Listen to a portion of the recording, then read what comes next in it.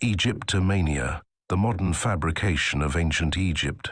The facts surrounding the Negro character of the dynastic Egyptians is of the utmost significance, because their ethnicity and racial identity is of the utmost importance to Eurocentric Egyptology, and the significant fact of their Negro character should be held up against the pretentious and passive-aggressive backdrop of Eurocentric narratives, being exposed through comparison on a consistent basis.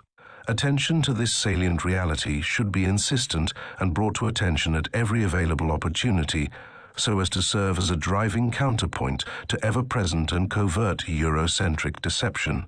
Apparently, the evidence showing ancient Egypt's indigenous black African origins has been so disheartening for some early modern European scholars that there was early on a direct and deliberate effort to replace the original Negroid Egyptian portraiture with those of falsified Caucasian portraiture, all in an effort to quell traditional knowledge of the indigenous black African classical Egyptian culture. In our society, there is the concept of the majority rules, but when it comes to actual reality, the majority rules concept has no fundamental bearing on what is actually true. To that end, it amounts to little more than a bullying strategy, and while bullying persists, it by nature is predetermined for ultimate failure. For when it comes to truth, those who believe in truth continue to uphold it undaunted. And when the fabricated pillars of the bullying concept of the majority rules crumble upon its own foundations, the real-world circumstances surrounding the truth that is, though denied, rises incontestably to the surface. The confidence of the Eurocentrists depends heavily upon the numbers they gather among their own, who by default support them in their conquest to appropriate and redefine the history of Egypt. The reenactment of imaginary concepts of historical narratives with reimagined characters now comes into play. Incidentally, the Greco-Roman period of post-dynastic Egypt is the perfect backdrop upon which Eurocentrism contrived the whitewashed European version of ancient Egyptian civilization. It is a one-dimensional foundation upon which to build and perpetuate Western cosplay and a completely propagandized version of history. The result, the creation of a new genre.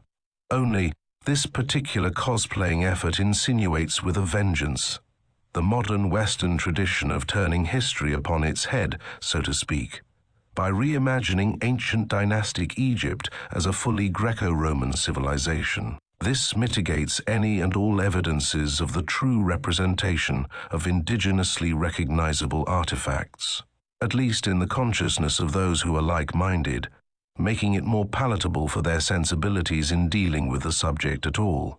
In other words, those who are a part of this Western mindplay are unable to comprehend, much less visualize, what the authentic historical record has proven and shows to us every day.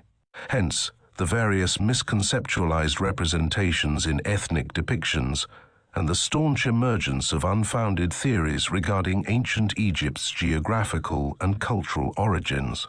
Enter the fully Caucasian or otherwise Eurasianized dynastic Egyptian upon the world stage of classical history. The cosplaying genre Egyptomania has been a centuries-long and pervasive phenomenon that is still making its mark in Western society, expressing itself first in academic quarters and then in the mainstream media and later in online spaces. It is a multifaceted offensive and it is globally expansive. As a consequence, it appears to be proliferating itself with no end in sight, and as an expression, it is fundamentally flawed, while centered around the notion of a completely whitewashed ancient Egyptian civilization.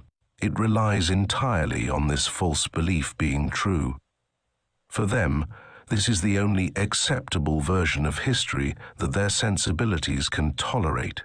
But when the truth emerges from under the shadows of Western bias and bigotry, the real history of the world comes into focus, and the true origins of civilization become crystal clear.